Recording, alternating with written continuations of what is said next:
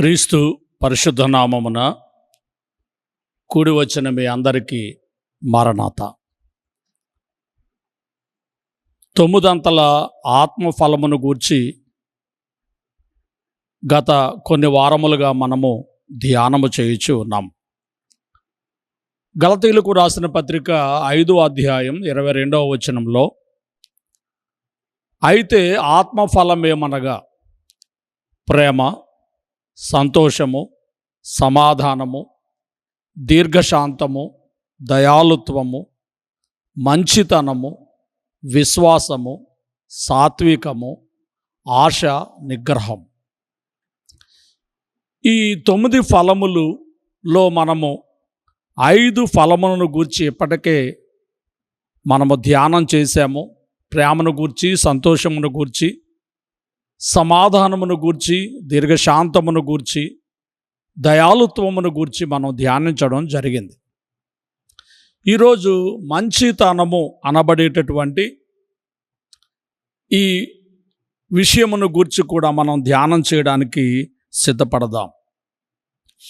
మంచితనము అనగా సత్ప్రవర్తనతో కూడినటువంటి హృదయము లేక జీవితమును, సత్ప్రవర్తనతో అంటే మంచి ప్రవర్తనతో కూడినటువంటి హృదయం కలిగినటువంటి జీవితాన్ని ఏమంటారు అంటే మంచితనము అని అంటారు. ప్రియమైనటువంటి వాళ్ళరా, ఈ మంచితనము అనేటటువంటి ఫలమును దేవుని పిల్లలమైనటువంటి మనమందరం కూడా ఎదుట వారి ఎడల ఫలించవలసిన వారమై ఉన్నాం. ఎదుట వారి ఎడల మంచితనమును మనము కనుపరచవలసిన వారమై ఉన్నాము. గుర్తించవలసిందిగా మీకు మనవి చేస్తూ ఉన్నాను. 5వ అధ్యాయం ఎఫెసీయులకు రాసిన పత్రికలో కూడా 9వ వచనాన్ని మనం చూస్తే, వెలుగు ఫలము సమస్త విధములైన మంచితనము, నీతి, సత్యమును వాటిలో కనబడుచున్నది. గమనించండి, వెలుగు ఫలము. ఇక్కడ మనం ఆత్మ ఫలము అని చెప్పుకుంటున్నటువంటి ఫలాన్నే వెలుగు ఫలము అని కూడా తెలియచేయబడుచు ఉన్నది. పౌలు గారు ఎఫెసీయులకు రాస్తూ, మీరు వెలుగు ఫలము కలిగి ఫలించండి అంటూ, ఏమిటి వెలుగు ఫలము అంటే సమస్త విధములైన మంచితనము, నీతి, సత్యము అనేవి వెలుగు ఫలంలో కనబడుతున్నది. మంచితనము, గుడ్నెస్ ఆర్ కైండ్నెస్. ప్రియమైన వాళ్ళు, ఇంగ్లీష్లో గుడ్నెస్ ఆర్ కైండ్నెస్ అని చెప్పబడుతూ ఉన్నది. గ్రీకు పదంలో అగతోసునే అనేటటువంటి మాటలో, గ్రీకు భాషలో ఈ మంచితనమును గూర్చి వర్ణించినట్లుగా మనము చూడగలుగుతున్నాం. ప్రియమైనటువంటి వాళ్ళు, ఇది వెలుగు ఫలము. ఇది ఆత్మ ఫలము మాత్రమే కాదు, ఇది వెలుగు ఫలము కనుక మనము సమస్త విధములైనటువంటి మంచితనమును, నీతిని, సత్యమును మనము ఫలించవలసిన వారమై ఉన్నాము అనేటటువంటి మాటలు మనం చూస్తున్నాం. రోమీయులకు రాసిన పత్రికలో 15వ అధ్యాయము 14వ వచనాన్ని మనం చూస్తే, రోమా పత్రికలో 15వ అధ్యాయము 14వ వచనాన్ని మనం చూసినట్లయితే, నా సహోదరులారా, మీరు కేవలము మంచివారును, సమస్త జ్ఞాన సంపూర్ణులను, ఒకరికి ఒకరు బుద్ధి చెప్పు సమర్థులనై ఉన్నారని నా మట్టుకు నేనును మిమ్మును గూర్చి రూఢిగా నమ్ముచున్నాను. ప్రియులారా, రోమా సంఘానికి పౌలు గారు రాస్తూ చెబుతున్న మాట, మీరు కేవలము మంచివారు, సమస్త జ్ఞాన సంపూర్ణులు, ఒకరికి ఒకరు బుద్ధి చెప్పుకునేటటువంటి సమర్థులై ఉన్నారని నా మట్టుకు నేను మిమ్మును గూర్చి రూఢిగా నమ్ముచున్నాను. దేవుని పిల్లలు కేవలము మంచివారుగా ఉండవలసిన వారమై ఉన్నారు. కీడు, అపవిత్రత, అయోగ్యత కలిగి ఉండేవారిగా కాకుండా మంచివారిగా, సమస్తమైనటువంటి జ్ఞాన సంపూర్ణులుగా, ఒకవేళ ఎవరైనా తప్పిదములు చేస్తూ ఉంటే వారిని గద్దించి బుద్ధి చెప్పుచ్చు, మరి దేవుని చిత్తమును బట్టి యోగ్యంగా ప్రవర్తించువారిగా ఉండాలని పౌలు గారు రోమా సంఘమును హెచ్చరిక చేయుచు ఉన్నారు, గ్రహించండి. వాస్తవానికి రోమీలకు రాసిన పత్రికలో 7వ అధ్యాయం 18 వచన ప్రకారంగా 7వ అధ్యాయం 18 వచన ప్రకారంగా లేఖనాలను మనం చూసినట్లయితే, నాయందు అనగా నా శరీరమందు మంచిది ఏదియు నివసింపదని నేనెరుగుదును. నా శరీరమందు మంచిది ఏదియు నివసింపదని ఎరుగుదును. ఎందుకనగా మానవుడు పాపంలో పుట్టాడు, పాపంలోనే నివాసం చేస్తూ ఉన్నాడు. ప్రియమైనటువంటి వాళ్ళ కాబట్టి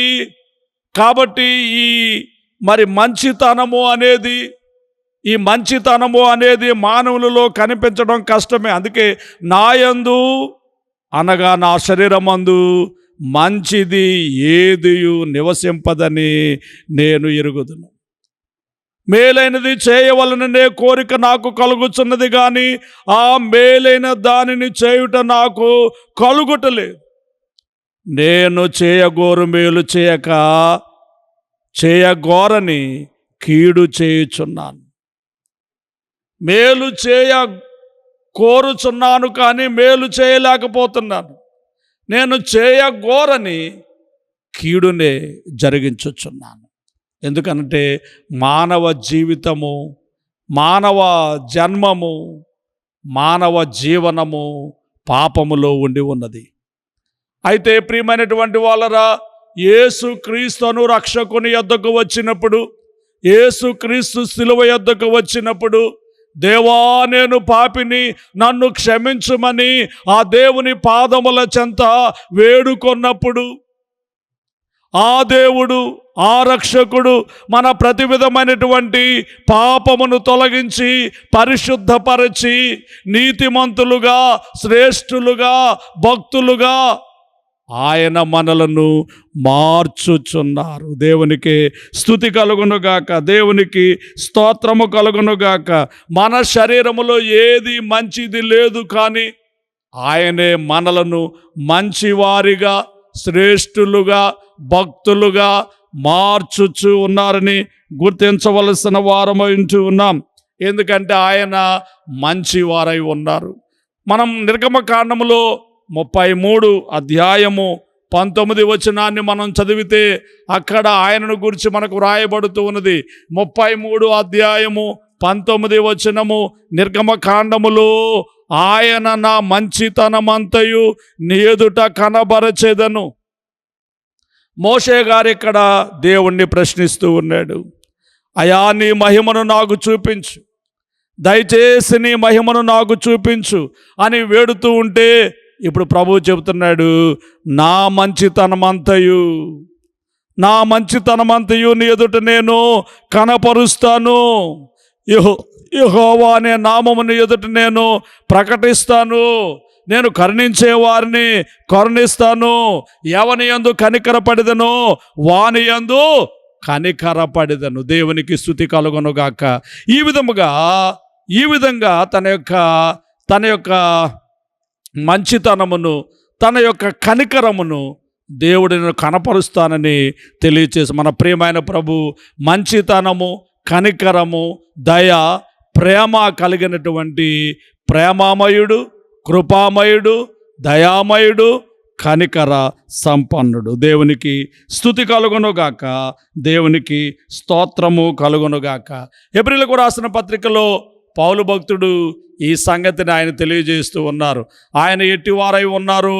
7వ అధ్యాయంలో 26 వచనాన్ని మనం చూస్తే, హెబ్రీయులకు రాసినటువంటి పత్రికలో 7వ అధ్యాయము 26 వచనాన్ని మనం చూస్తే, ఆయన పవిత్రుడు, నిర్దోషియు, నిష్కల్మషుడును, పాపులలో చేరక ప్రత్యేకంగా ఉన్నవాడును, ఆకాశ మండలము కంటే మిక్కిలి హెచ్చైన వాడునైనా ఇట్టి ప్రధాన యాజకుడు మనకు సరిపోయిన వాడు. మన ప్రియమైన ప్రభు పవిత్రుడు, నిర్దోషి, నిష్కల్మషుడు, పాపులలో చేరక ప్రత్యేకంగా ఉన్నవాడు, ఆకాశ మండలము కంటే మిక్కిలి హెచ్చైన వాడునైనటువంటి ఈ ప్రధాన యాజకుడు మనకు సరిపోయిన వాడు.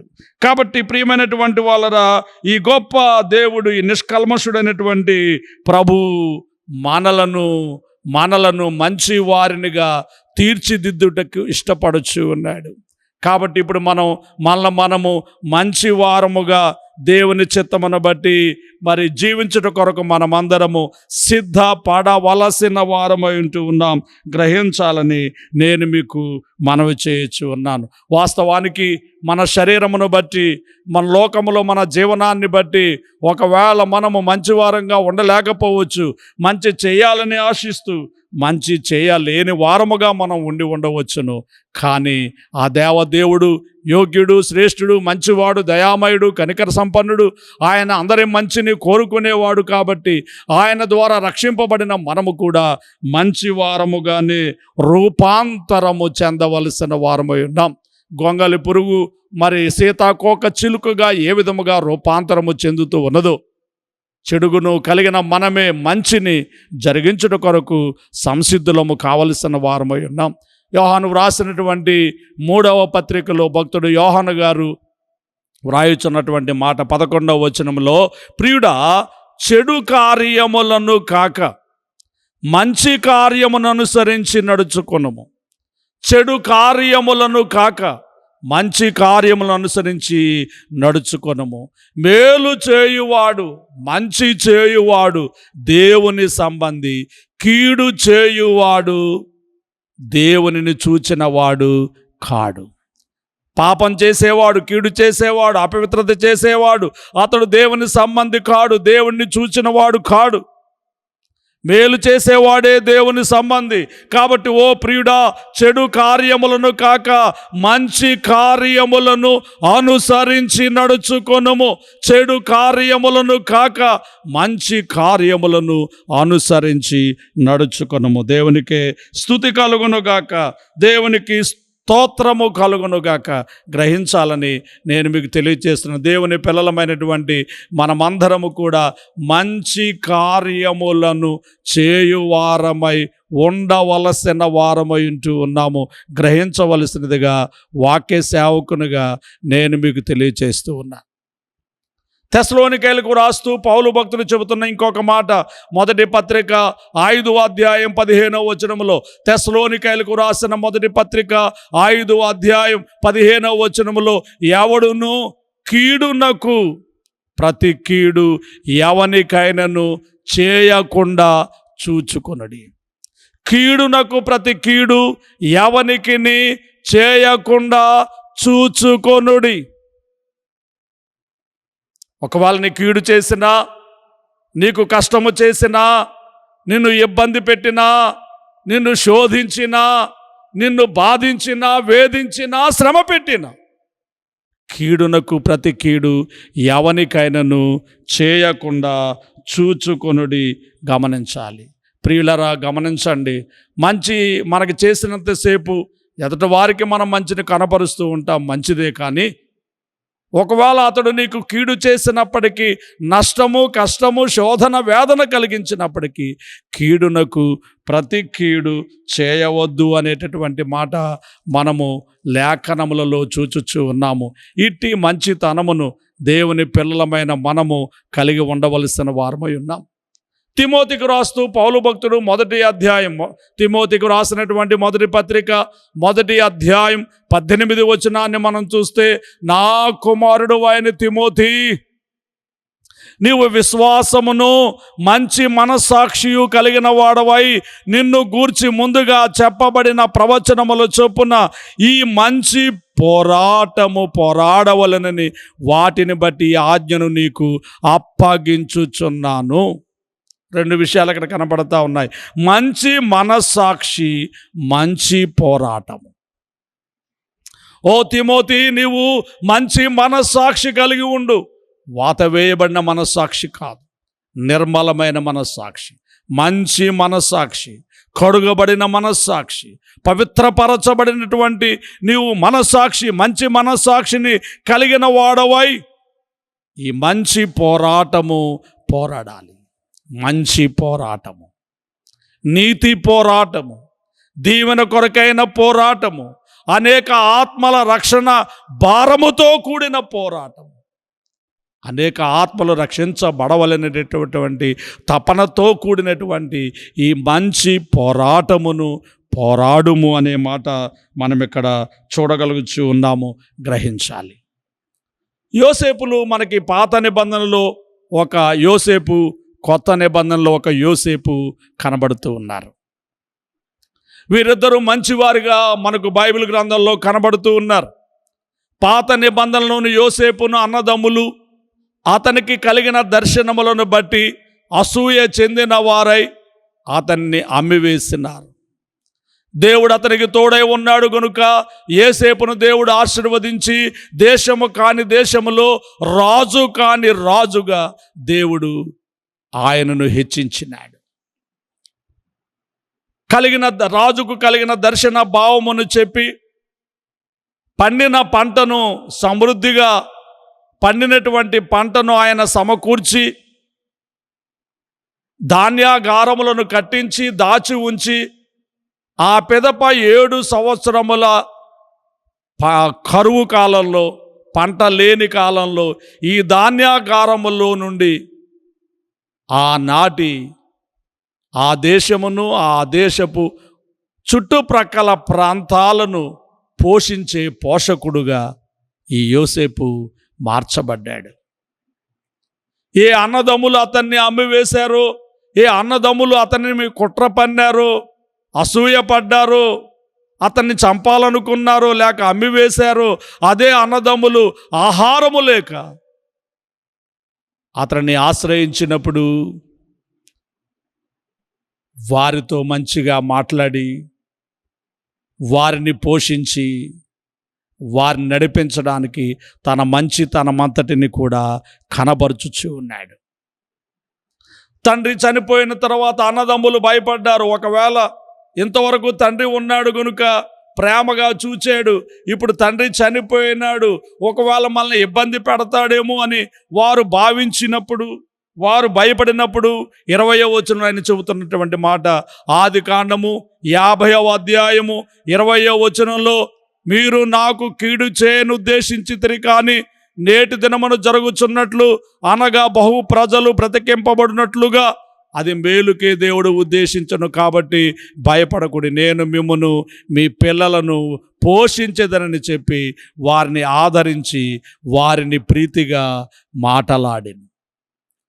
తను చంపడానికై ప్రయత్నం చేసిన వారు, తన్ను అమ్మివేయడానికి ప్రయత్నం చేసిన వారు, ఒక దాసుడుగా ఉండాలని కోరుకున్న వారిని పోషించే స్థితిలోనికి వెళ్ళి వారిని ప్రేమించుచు వారిని ప్రీతితో మాటలాడుచు ఉండినటువంటి యోసేపు అనేటటువంటి ఒక శ్రేష్టమైనటువంటి దైవజనుని మనం పాత నిబంధన కాలంలో ఫలించెడు కొమ్మగా ఉండినటువంటి యోసేపును మనం చూడగలుగుతున్నాం.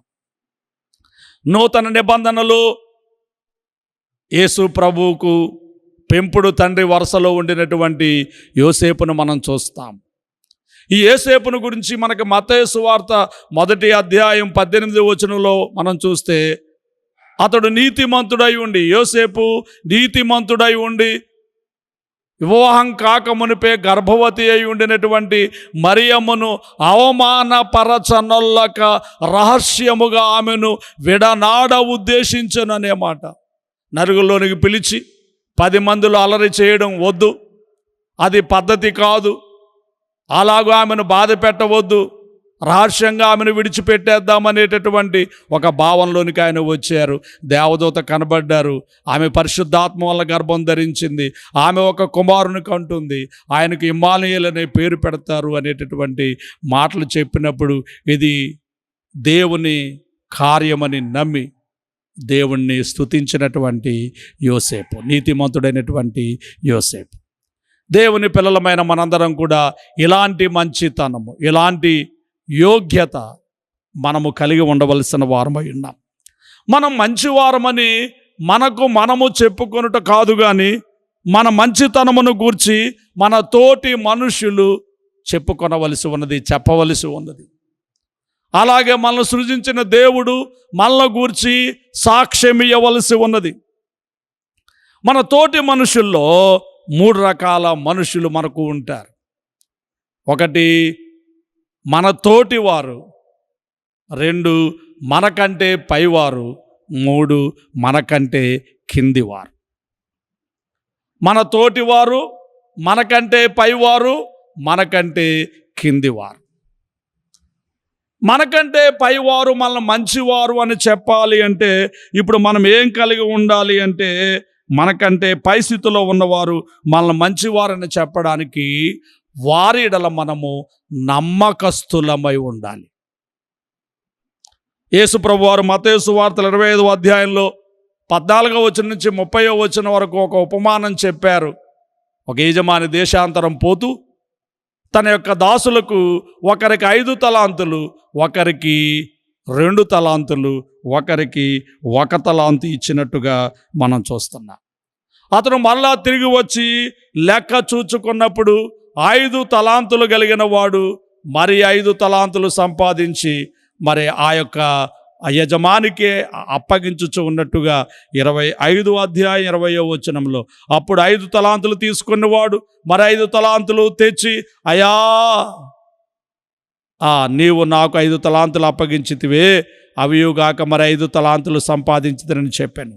అతని యజమానుడు, భలా నమ్మకమైన మంచి దాసుడా, నీవు ఈ కొంచెములో నమ్మకముగా ఉంటివి, నిన్ను అనేకమైన వాటి మీద నియమించదను, నీ యజమానుని సంతోషంలో పాలు పొందుమని అతనితో చెప్పాను. నీ యజమానుని సంతోషంలో నీవు ప్రవేశించు, ఆనందించు, సంతోషించు అంటూ, భలా నమ్మకమైన మంచి దాసుడా, నీవు ఈ కొంచెంలో నమ్మకంగా ఉన్నావు.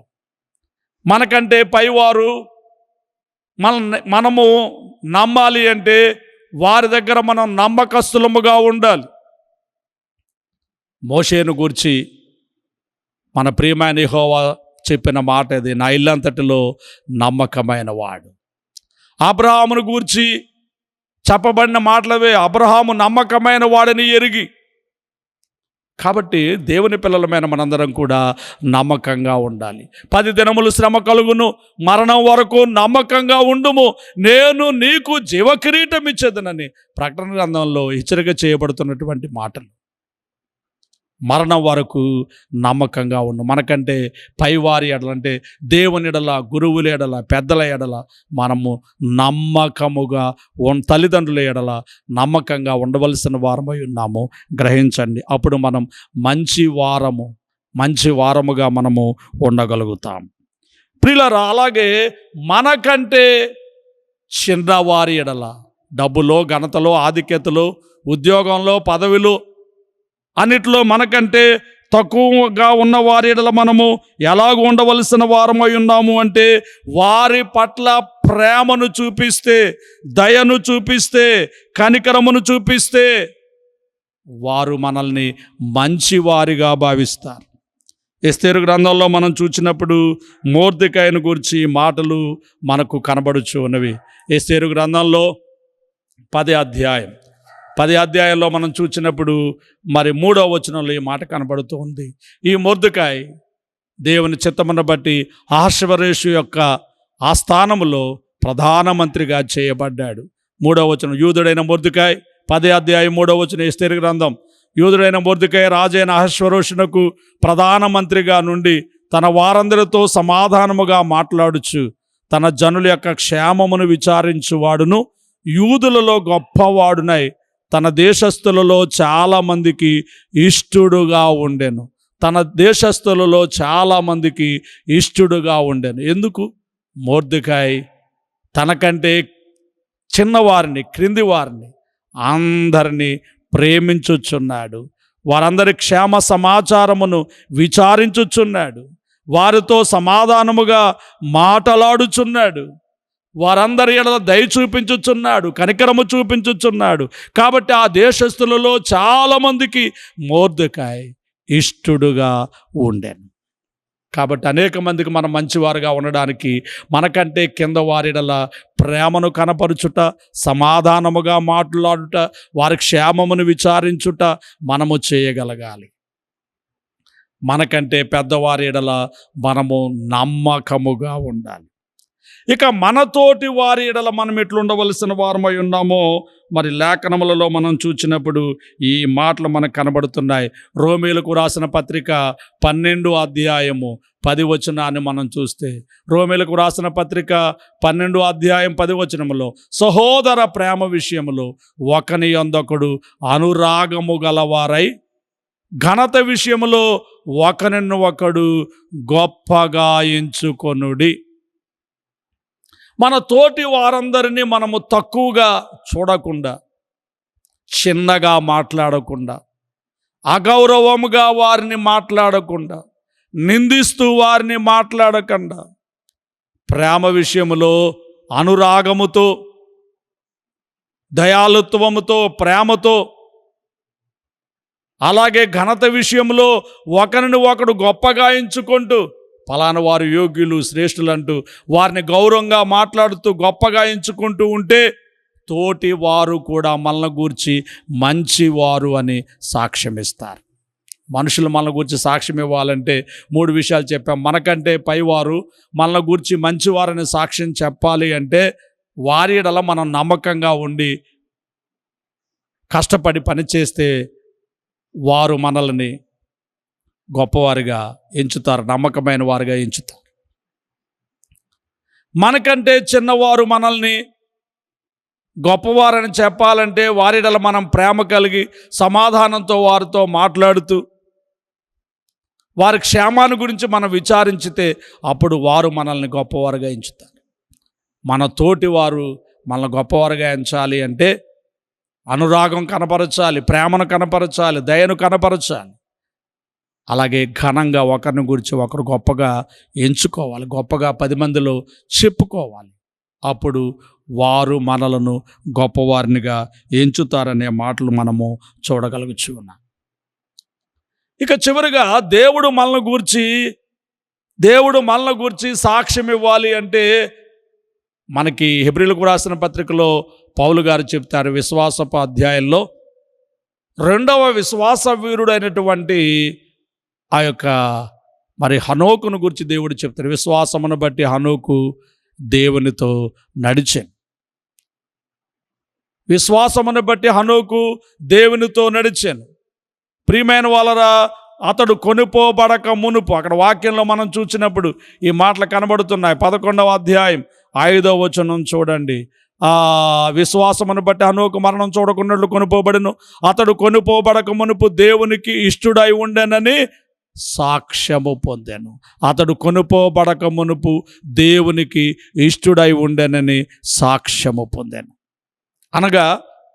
అనగా విషయం ఏమిటి అంటే మనం మంచివారమని దేవుడు ఎప్పుడు సాక్ష్యం ఇస్తారు అంటే దేవుని యందలి నమ్మకత్వము కలిగి విశ్వాసము కలిగి సాగితే. విశ్వాసము లేకుండా దేవునికి ఇష్టుడై ఉండుట అసాధ్యము. ఆయన యొద్దకు వచ్చేవారు ఆయన ఇక్కడ ఉన్నాడనియు తను వెదుకు వారికి ఫలము దయచేసేవాడనియు నమ్మవలెను కదా అని వ్రాయబడిన వాక్య ప్రకారంగా దేవుని పిల్లలమైనటువంటి మనము విశ్వాసమును కలిగి ఉండవలసిన వారమై ఉన్నాం.